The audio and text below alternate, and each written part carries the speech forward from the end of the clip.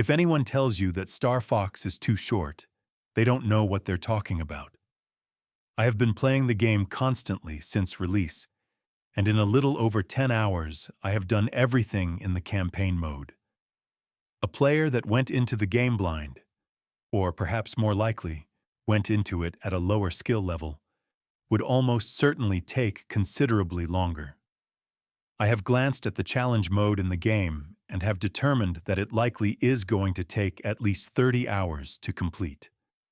The game, in other words, is packed with content and is quite a bit lengthier than other remakes like it, most notably the Resident Evil ones. Star Fox on Nintendo Switch 2 has proven itself to be a great remake, nitpicks about it aside, but we have seen a significant chunk of the gaming audience do everything they can to bury this game. One of the things that came up pre-release was this strange idea that the game would be too short for modern audiences. For any long-time fan of the original, the thought of this was completely laughable. But the industry really tried pushing this line of thinking, that players would play through the game once, and then drop it forever. It's such a silly thing to push, because Star Fox 64 is a game that is known for being incredibly replayable. Anyone who has spent any time with this game at all knows how much fun it is to boot it up and run through the entire thing. The argument that people would beat it once and then see everything the game has to offer is laughably off base. It's really brought me back to the original release of Star Fox Zero, where the industry pushed a similar argument. For that game, the argument was much the same. The idea was that the game was over in about 2 hours. The difference being that the fans accepted this statement as being the absolute truth, when it is anything but. In actuality, Star Fox Zero offers an insane amount of replay value, with a much more in-depth medal system and an extremely challenging arcade mode. The problem is that no one bothered with these features. People seriously went into that game thinking it was over after they beat Andros, and did not even consider returning to play the game again. As such, the length of the game was downright misreported. A game that takes upwards of 40 hours to do everything in was straight up treated as if it was 2 hours long. This is the simple reality of the Star Fox brand. The game does not end after you finish a run. It is, by design, meant to be an experience that you can come back to time and time again, and learn more about it each time. As a kid, discovering obscure voice lines and hidden paths in Star Fox 64 was mind-blowing to me. In short, the structure of the game is very much a core part of its design philosophy.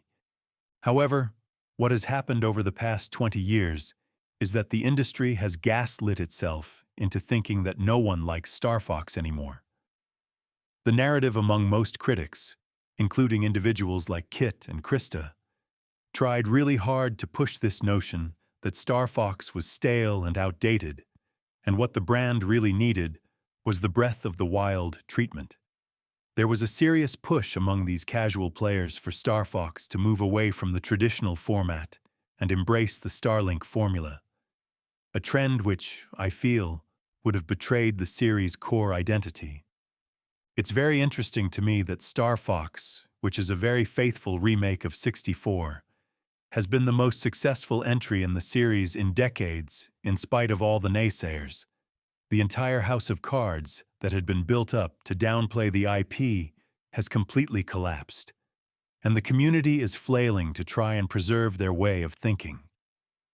The simple fact of the matter is, the industry trend that led to Star Fox no longer being a viable IP have given way to a more modern appreciation of this kind of arcade design. In other words, what was old is cool again, and gamers of all skill levels are diving back into Star Fox almost like it never left. These people are flabbergasted that Star Fox is topping sales charts and has been constantly trending on Twitter. This has been an extremely successful remake, more so, I think, than most people have realized.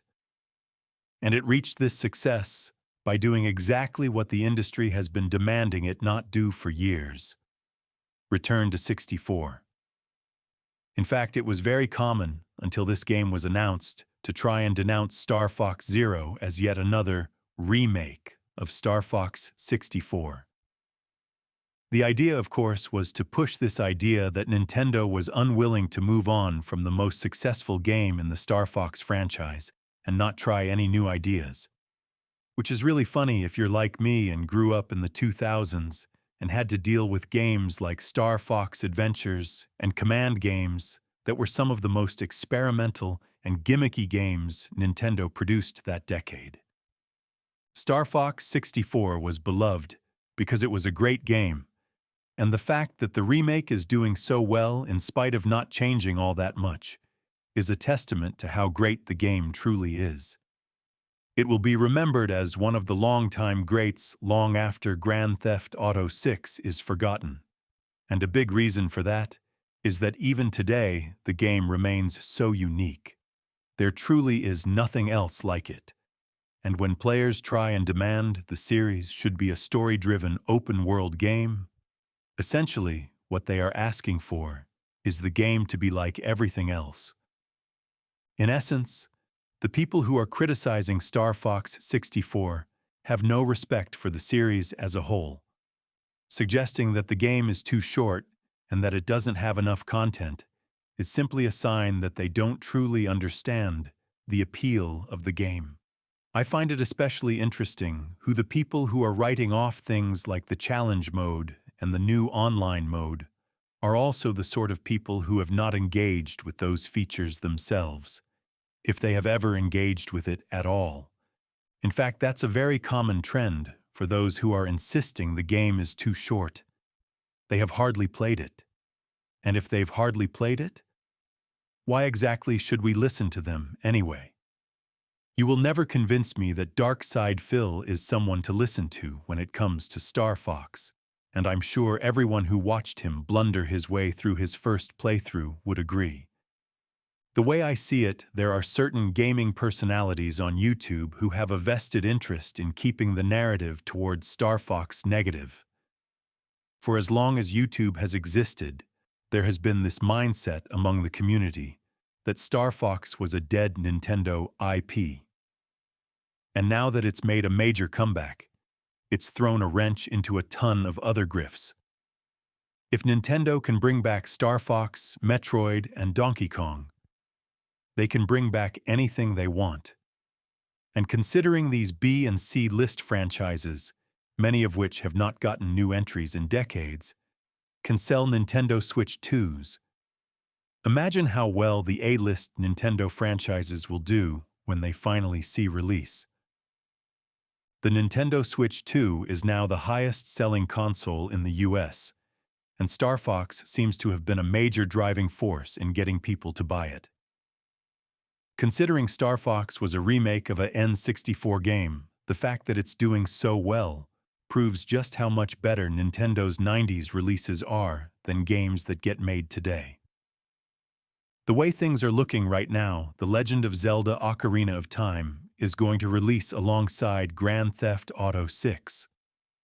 The fact that Grand Theft Auto, the billion-dollar game, is competing with a 30-year-old Zelda game should speak volumes about how the rest of the industry cannot compete with Nintendo.